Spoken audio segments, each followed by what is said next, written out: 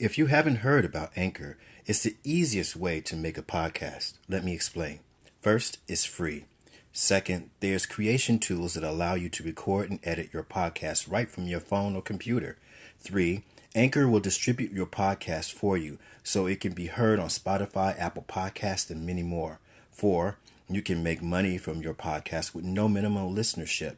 5, it's everything you need to make a podcast in one place. So, sign up to Anchor today.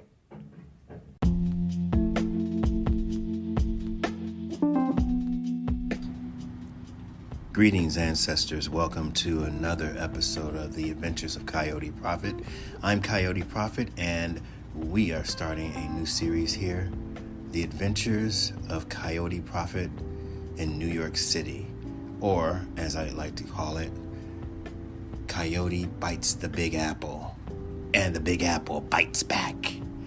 But anyhow, I'm just going to start this story out from the very beginning, which is many, many years ago. I lived in New York City for 7 years, and it was a great time to be in New York. It was a great time in my life.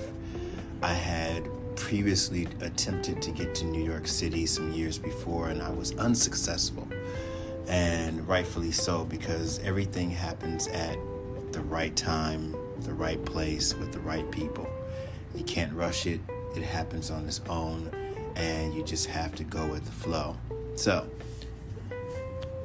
I hadn't really thought much about living outside of Chicago, where I was born and raised, up until probably when I was 21 years old. I had been in college for some years, decided that was a dead end, and discovered that there were these people who were living their best life, traveling in different places and living in different cities, whether here, stateside, or abroad. And I wanted to be like those people. So I started studying metaphysics, and the next thing you know, I started having dreams of being in New York City. Now, these were not images that I had seen on television. I had literal, vivid dreams of various specific places in New York City. And this experience was predated by having very lucid and detailed dreams about specific places and people of Boston, Massachusetts, where I also lived, and I lived before New York City. I had never been to Boston. I had a friend who moved there. He said, "Hey, you should come and live out here with me. It's a great place." And I'm like, "Yeah, I don't know." And then I said, "Okay, I'll give it a try." And that was probably about 2 months after starting to have these dreams out of the blue. And once I did arrive in Boston, I ended up seeing and meeting the exact same people and places that I had dreamt. It was incredible. It was amazing. And I probably will share some of those stories at another time. But let's get back to New York City. So this is going to be one of many of my New York City stories. And as I said before, I started studying metaphysics, started having dreams about New York City, and I started to feel that New York City was where I needed to be, where my soul was calling me, my spirit was calling me, where my destiny lied, and that was where I was going to meet my spiritual family. Whether I met my spiritual family or not, well, you're just going to have to stay tuned to find out. Anyhow, there were several attempts to get to New York City, and it took me a little over 2.5 years before I got there. But the story had rolled out like this. I was working for a coffee shop, which would remain nameless, and things were not going very well there. And I took a vacation And it was a vacation I had planned on for a long while, and it was to New York City. I had a friend there named Rhonda who lived in Bronx. She lived in Brooklyn. And she was like, hey, you can stay with me and my roommates and stuff. It's really cool. And I'm like, cool, okay. And I went there and I stayed several days. And I had a really good time. And that trip was a fact-finding trip because I said, I'm just going to have to bite the bullet and make it happen. I need to go to New York City to see if it's the place where I really, really need to be. And I got there, and the first day I was like, this is it. This is where I need to be. So, in the process of being there, I was like, all right, now that I realize that this is where I need to be, I need to figure out how am I going to get here? Where am I going to stay? Where am I going to work? How am I going to make money? How am I going to support myself? The basic things. And so on the last night before I was to return back to Chicago, me and my friend Rhonda were supposed to go out, and she was like, I'm not feeling well. I don't really want to go out.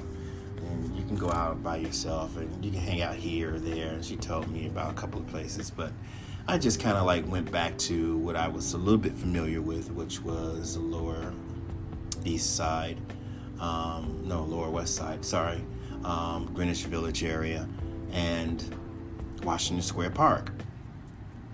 And I was like, let me just go and hang out. And I just loved walking around and seeing all the different people and all the different smells, and it was just really intense, and the people were awesome. As far as I was concerned, I always heard and grew up with the negative New York City propaganda of, they're cutthroat and fast and evil, and they stab you in the back and all that stuff. Never my reality at all. New Yorkers are some of the most amazing, resilient, down-to-earth, connecting, amazing people I've ever met. And I just gelled with them immediately, unlike, my experiences, here in Chicago had been and have ever been. My connecting to people was a lot easier, a lot simpler, a lot effortless. I can't speak. It was just a lot easier, put it that way. And so I'm out and about the last night. My train was leaving sometime around 10 o'clock the next morning.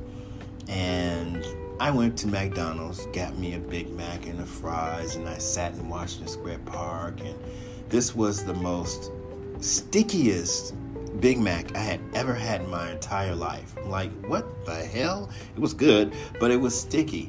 And so I didn't have enough napkins. And at that particular time, they had the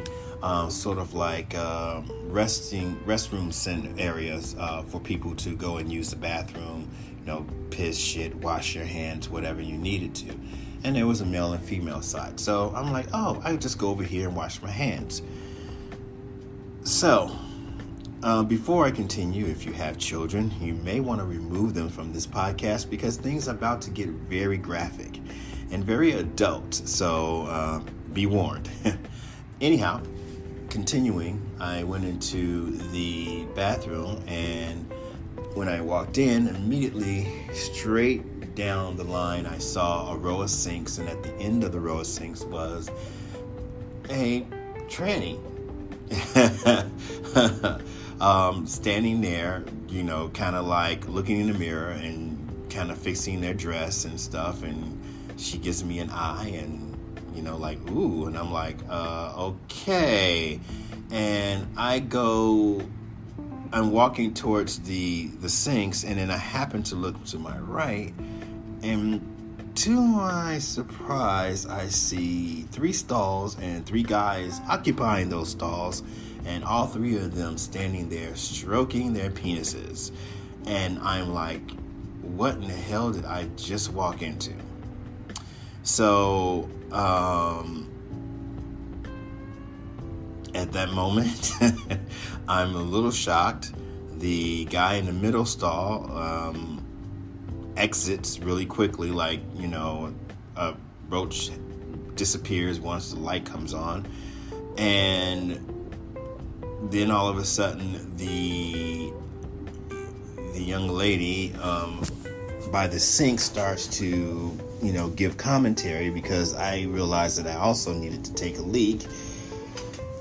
And, well, long story short, and I'll save all the gory details for another time. There were some happenings that went on in that bathroom, but it was really comical because during the entire time, there were a few people who came in the bathroom, and like I said, the young lady was giving commentary the entire time. It was almost like you were watching a sports event and were listening to the newscasters give their 2 cents about what just happened.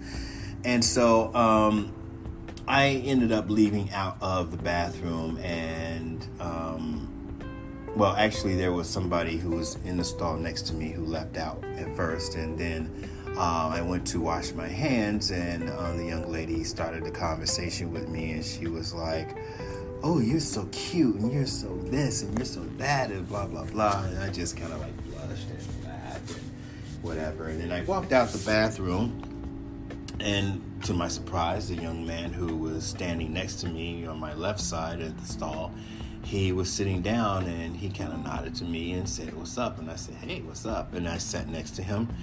And then it was like for the next 4 hours, I was in absolute bliss. It was amazing.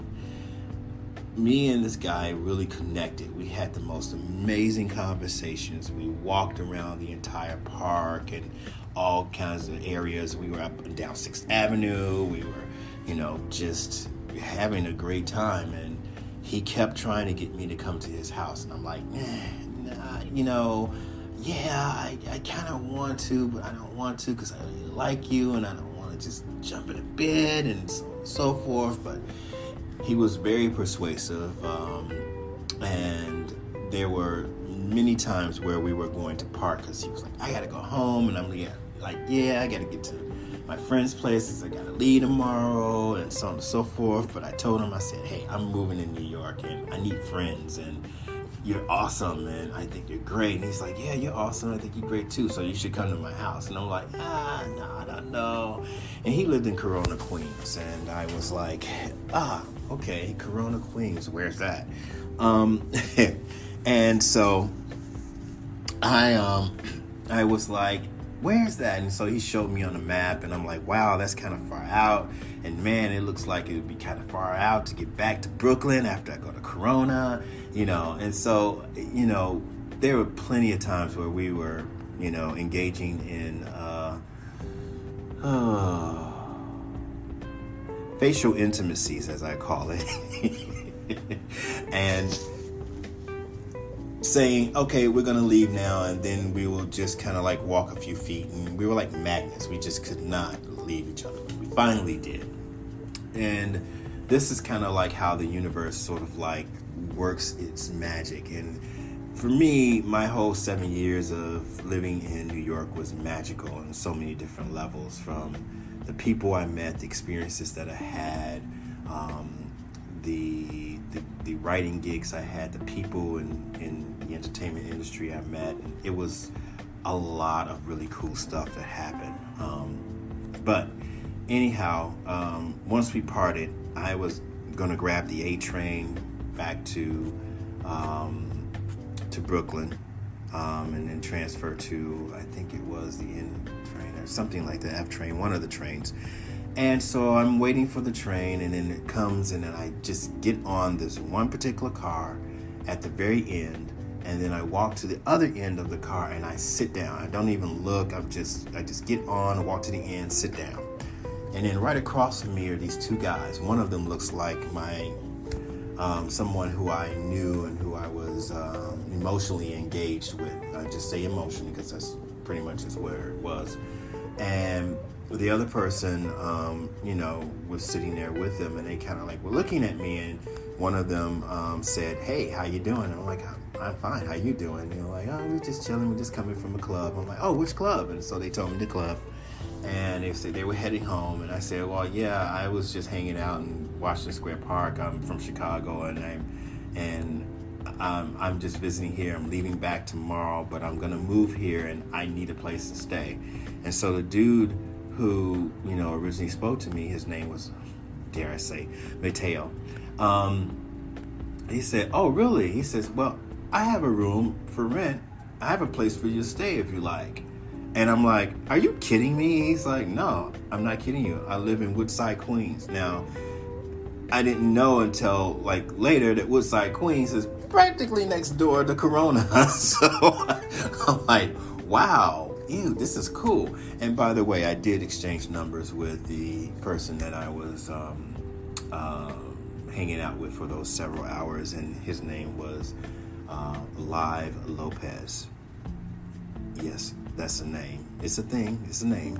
Alive Lopez. Anyhow, so Mateo was like, well, take down my information and so on and so forth, and give me a call. Let me know what you're going to do. And I'm like, yeah, awesome. I'll do that. And so I went to my friend's place, and I got a few hours sleep. I got up, packed, got to the train station, headed out. And when I got back to Chicago, I called Mateo, and we talked several times, and we set up everything. And I said, okay, I'm leaving in a month. I'm going to quit my job, which I ended up getting fired from. Which it was all, divinely set up like it needed to be, because I was good. I mean, I was really, really good. I was set free. And I got my things in about a month. It took me about a month. And also being harassed by police a couple of nights before I left. And I was out of Chicago and into New York. And it was like the Stevie Wonder song, New York, skyscrapers and everything. And I went to Woodside, Queens, took the N train. I think it was Northern Avenue. I can't remember. I probably will look at the map and tell you for sure next podcast. But the adventure had begun. It was time for a new life, a new adventure, and I was ready to tackle New York City. And I was not ready for the adventures of living with Mateo, who had some very interesting adventures of his own, and he wasn't quite honest about his living situation. But it was all good, and I'll share that in the next podcast. So, if you enjoyed this podcast, do give it a thumbs up if you are listening to it on YouTube. If you are listening to it on any of the other platforms, I would love to hear your feedback. So please, write me at adventuresofcoyoteprophet@gmail.com. You also can send a message, hit me up any other way. I'm on Instagram. DM me under Adventures of Coyote Prophet. And until next time, it's always better to travel.